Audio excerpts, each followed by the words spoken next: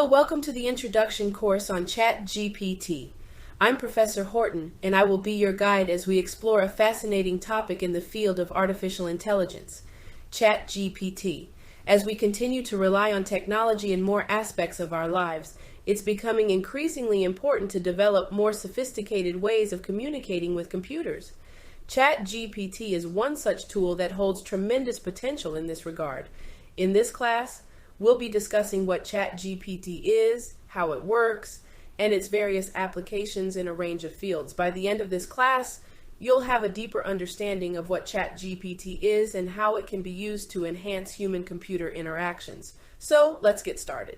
This course is designed to introduce you to 5 essential topics: digital marketing, programming, daily life, writing, and the fun side of Chatgpt. In each of the modules, you will engage with Chatgpt to learn about different aspects of these topics.